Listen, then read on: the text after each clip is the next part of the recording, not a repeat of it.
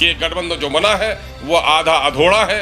इसमें मुसलमानों को, दलितों को, सिखों को, ईसाइयों को नजरअंदाज किया गया है। अगर दुल्हन बहुत ही खूबसूरत हो, टांग उसकी टूटी हुई हो, तो दुल्हन खूबसूरत नहीं कहलाएगी। मौसम बदलता है तो मिजाज बदलता है। हम ऐसे लालची गरोह नहीं है कि उनके लिए मुंह उठाए हुए हैं। दलितों की सबसे बड़ी नेत्री अगर इस वक्त देश में है तो बहन मायावती है, उनको भी नहीं बुलाया गया है। क्या दलित समाज आज भी इतना दबा हुआ है कि उसके दर्द की आवाज भी दूसरा बयान करेगा? देश में कोई भी गठबंधन ऐसा बनता हो जिसमें माइनॉरिटी को, दलितों को उसकी वाजिब हकदारी नहीं अगर दिया जाए तो मैं समझता हूं कि वो गठबंधन नामुकम्मल है। ये लोग कहेंगे कि कश्मीर के लोग आए थे, फारूक अब्दुल्ला आए थे, महबूबा मुफ्ती आई थी, ये पिटे हुए मोहड़े हैं, ये भाजपा के चेहरे। साथियों, देश की जनता इस वक्त चाहती है कि दिल्ली के तख्त पर बीजेपी जैसी नाकारा और तानाशाह पार्टी कायम न रहे और उसको हटाया जाए, और अगर उसको सामने में रखकर कोई लार्जर अलायंस बने तो बनना चाहिए और ज़रूर बनना चाहिए। कल बिहार ने मेज़बानी की है विपक्षी दलों को एकजुट करने की, और एक अच्छा काम है, लेकिन मैं समझता हूँ ये आधा अधूरा अमल है। इसमें कई लोगों को नज़रअंदाज किया गया है।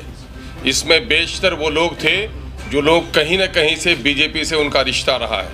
लेकिन सबसे बड़ा सवाल ये है कि 140 करोड़ के इस देश में, जहाँ तकरीबन 35 करोड़ के अक़लियत की आबादी रहती हो, जहाँ मुस्लिम अक़लियत एक बड़ी आबादी है, सिखों की आबादी है, ईसाइयों की आबादी है, इन तमाम तर अक़लियत के लोगों को नज़रअंदाज किया गया है।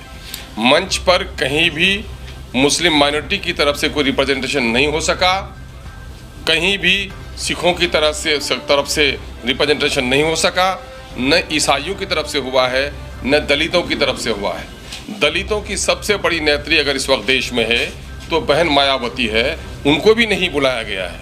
आप देखेंगे कि पूरे देश में मुसलमानों के मसाइल पर बात करने वाली अगर कोई पार्टी है तो AIMIM है, AIUDF है और मुस्लिम लीग है।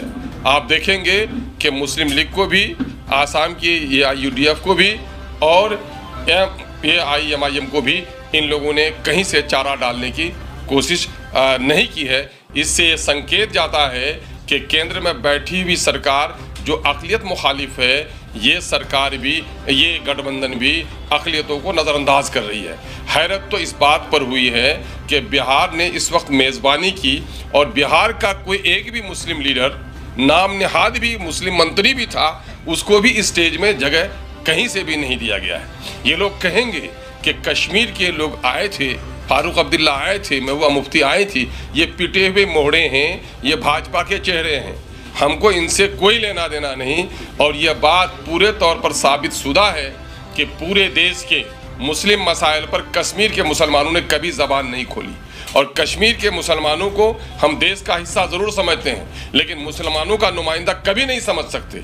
भले ही देश के लोगों को कश्मीर के लोगों से मोहब्बत रही है, लेकिन कश्मीर के मुस्लिम लीडरों ने कभी देश के मुद्दों पर ज़बान नहीं खोली है।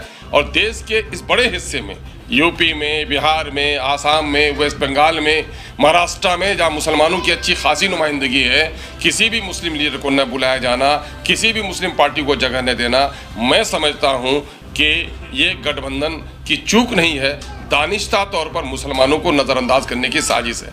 मुझे तो हैरत तब होती कि सिर्फ नीतीश कुमार ही इसमें अगुवाई करते तो कोई बात नहीं थी। नीतीश जी का रिश्ता बीजेपी से मधुर रहा है, उनका रिश्ता बीजेपी से आज भी है, मोदी से उनको बैर है। लेकिन लालू जी थे, लालू जी ने तो हमेशा माई की सियासत की। लालू जी के रहते हुए माइनॉरिटी के लोगों को इस तरह नज़रअंदाज किया गया, ये भी हमारे लिए हैरत की बात थी। हम चाहते हैं कि बीजेपी को हटाने के लिए एक लार्जर अलायंस बने, लेकिन एक ऐसा अलायंस जिसमें माइनॉरिटीज़ को, दलितों को नज़रअंदाज कर दिया जाए, मैं समझता हूं कि देश की जनता को स्वीकार नहीं होगा। फिर इससे तो यही जाहिर होता है कि स्वार्थियों की एक जमात हो सकती है, देश के आम जनों के हित में लड़ने वाला कोई समूह नहीं हो सकता है। इस बात पर मुझे हैरत भी है, ताज्जुब भी है, और MIM इजहार अफसोस भी करता है। यही वजह है कि हम लोगों ने बड़े दर्दमंदी के साथ कहा है कि मुमकिन है ये गठबंधन बने। शायद अगर इस तरह लोगों को नज़रअंदाज किया तो फिर दूसरा गठबंधन बनाना मजबूरी भी होगी। और आज यही वजह है कि पूरे बिहार से अक़लियतों और दलितों की आवाज़ उठ रही है कि एमआईएम किशनगंज में आगामी इलेक्शन लड़ने का फैसला कर चुकी है। बिहार के दूसरे हिस्से में भी एमआईएम अपना उम्मीदवार उतारेगी पार्लियामेंट के इलेक्शन में। लेकिन यहाँ की अक़लियतों और दलितों का एक बड़ा समूह का दबाव है कि अवैसी साहब ने तेलंगाना में बहुत कुछ किया है। अवैसी साहब कम अज कम बिहार में जहाँ उनको अच्छा लगे, चाहे वो अगर सीमांचल में लड़ना चाहे, मिथिलांचल में लड़ना चाहे तो आकर के, या फिर चंपारण के इलाके में लड़े, मगध के इलाके में लड़े, जनाबे बैरिस्टर असदुद्दीन अवैसी साहब को बिहार से इलेक्शन लड़ना चाहिए। बिहार की पार्टी भी और बिहार के आम दर्दमंद जो दलित और अक़लियत के लोग हैं उनकी इच्छा है। आज हमने इसी मामले में आप लोगों को न्योता दिया था कि गठबंधन जो बना है वो आधा अधूरा है। इसमें मुसलमानों को, दलितों को, सिखों को, ईसाइयों को नज़रअंदाज किया गया है। मुस्लिम रिप्रेजेंटेशन कहीं से भी इसमें नहीं दिखा है। इसी दुख के इजहार के लिए हमने बुलाया था। नीतीश कुमार आप लोगों को शुरू से कहते रहे हैं कि भारतीय जनता पार्टी की भाषा बोलते हैं, उनकी मदद करते हैं। मायावती पे भी यही इल्जाम लगता है, इसलिए आपको नहीं बुलाया गया कि हो सकता है आप मुखबिरी करते हैं, जिस तरह जीतन राम मांझी को उन्होंने इल्जाम लगा के बात किया। मैं कह रहा हूँ ये कोई साजिशी गढ़ो है जो मुखबिरी। लोकतंत्र में जो कुछ भी होता है खुल्लम खुल्ला होता है। ये इनका इसके माने इनका कोई खुफिया एजेंडा भी, हिडन एजेंडा भी है जिसकी मुखबिरी लोग करते होंगे। ये हिडन एजेंडा क्या है इनका? हिडन एजेंडा तो यही होगा नीतीश कुमार जी का कि किसी तरह से बीजेपी में फिर राह निकालना। वो इनका हिडन एजेंडा तो वही रहा है। आपने कहा कि अलग गठबंधन बनाने की जरूरत है, तो उसमें कौन कौन से दल होंगे? मैं कह रहा हूं कि मेरा तो पहले से भी ग्रैंड अलायंस बना हुआ है। मामला ये है कि वो हमारे कुछ घटक लोग हैं, कुछ खिसक गए हैं। हम अगर जरूरत पड़ी तो हम उसको फिर असरेनो उसको हरकत में लेकर आएंगे। लेकिन ये जो बना हुआ है, क्या इससे आप सहमत हैं कि पूरे तौर पर पूर्ण हो गया? आप देख रहे हैं देश की बड़ी बड़ी 3 रियासतों में जहां आप देखेंगे कि आंध्र प्रदेश की नुमाइंदगी नहीं हो सकी, नहीं आ सके, वो रेड्डी नहीं आ सके। आप देखेंगे टीआरएस नहीं इसमें आए। आप नहीं देखेंगे कि उड़ीसा की नुमाइंदगी इसमें हो सकी। तो ये देखेंगे कि ये अभी आधा अधूरा है। और मैं समझता हूं कि देश में कोई भी गठबंधन ऐसा बनता हो जिसमें माइनॉरिटी को, दलितों को उसकी वाजिब हकदारी नहीं अगर दिया जाए तो मैं समझता हूं कि वो गठबंधन नामुकम्मल है। अगर अभी भी आप लोगों को बुलाया जाए दावत में तो आप शामिल नहीं? भाई अभी बुलाया जाएगा जब वो मौसम बदलता है तो मिजाज बदलता है। हम ऐसे लालची गरोह नहीं है कि उनके लिए मुंह उठाए हुए हैं। हमें देश के जनता की हित है कि एक लार्जर अलायंस होना चाहिए, मतलब परस्तों का, मुफाद परस्तों का, निज स्वार्थियों का नहीं। देश की जनता के लिए बलिदान देने वालों का एक समूह जमा होना चाहिए। अगर विचारधारा मिलेगा, बात बैठकर होगी तो बात आगे बढ़ सकती है। आप करना क्या चाहते हैं? मुस्लिम मुक्त गठबंधन? यकीनन मेरी साहब, मेरा इल्जाम ही नहीं सबूत भी है कि बिहार ने मेजबानी की। बिहार का भी एक मुस्लिम चेहरा कहीं नजर नहीं आया। और पूरे देश के अंदर में मुस्लिम लीडरशिप जिन पार्टियों से वाबस्ता है, चाहे मुस्लिम लीग हो, ऑल इंडिया मजलिस इत्तेहादुल मुस्लिमीन हो या AUIUDF हो, किसी की भी नुमाइंदगी इसमें नहीं हुई है। तो इसके माने ये है कि मुस्लिम मुक्त है या मुस्लिम विरोधी जो कह लीजिए आप, इसे कह सकते हैं। क्रिश्चियन का भी कोई नुमाइंदगी इसमें नहीं हो सकी है।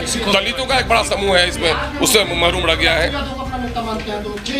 जी बिहार के मुस्लिम दलित तो लालू यादव को नेता मानते हैं। कि कब ये सर्टिफिकेट किसी ने दिया? किसने सर्टिफिकेट दे दिया? आपके कहने से ये सर्टिफिकेट मिल जाएगा उनको। हर एक इसके माने ये है कि 75 सालों के दरमियान में भी दलितों के दरमियान में अपनी लीडरशिप और अपने मुद्दों पर बात करने की सलाहियत पैदा नहीं हुई। ये तो हैरत की बात है।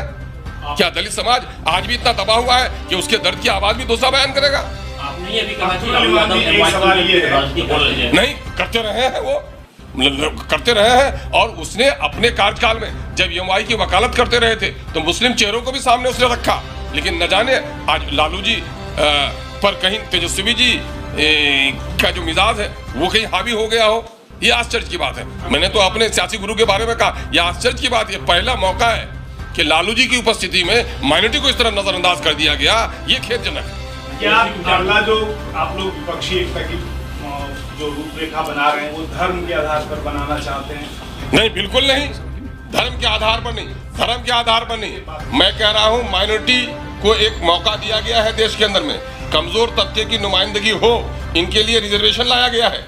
SC ST के रिजर्वेशन लाया गया है। चूंकि जो समूह कमजोर है उसके लिए रिजर्वेशन का मौका है संविधान में, और उनको नजरअंदाज कर दिया गया है। और सारे आंकड़े बता रहे हैं कि जिसकी लीडरशिप सामने में नहीं आई है, जिन लोगों की सत्ते में साझेदारी नहीं रही है, वो समूह कमजोर हुआ है। इसलिए ऐसे समूह की नुमाइंदगी होना जरूरी है। मैं इस अंदाज से बात कर रहा हूँ। ये देश बनेगा तो सबके विकास से देश का विकास होगा। खास वर्गों को अगर आप छोड़ देंगे, अगर दुल्हन बहुत ही खूबसूरत हो, टांग उसकी टूटी हुई हो, तो दुल्हन खूबसूरत नहीं कहलाएगी। प्रधानमंत्री नरेंद्र मोदी ने न्यूयॉर्क में एक मीडिया कर्मी के द्वारा पूछे गए सवाल के जवाब में कहा कि भारत में जाति और धर्म के नाम पर भेदभाव नहीं होता। ये तो झूठ का पुलिंदा है। उनकी पार्टी इस पर फख्र करती है, बल्कि यही उनका मूल मंत्र भी है कि तोड़ो और राज करो, धार्मिक उन्माद फैलाओ। और ये है बाहर में जाने के लिए जो अंतर्राष्ट्रीय पैमाना है, उसमें अपनी जीप मिटाने के लिए उसने गलत बयानी का सहारा लिया है। वरना सच्चाई ये है कि भारतीय जनता पार्टी ने जब से जन्म लिया है, धार्मिक उन्माद और जाति उन्माद ही उनका सेवा रहा।